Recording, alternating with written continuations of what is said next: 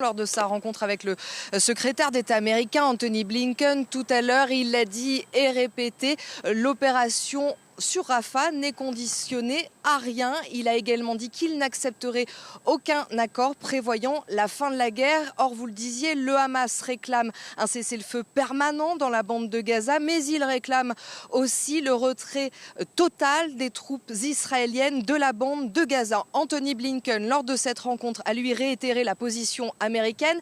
Les Américains se disent toujours opposés à cette opération sur Rafah tant qu'un plan réalisable n'a pas été élaboré et présenté pour protéger et évacuer les civils. Alors juste avant, Anthony Blinken a également rencontré les familles des otages américains qui sont toujours détenus dans la bande de Gaza. Il leur a fait part de son optimisme prudent.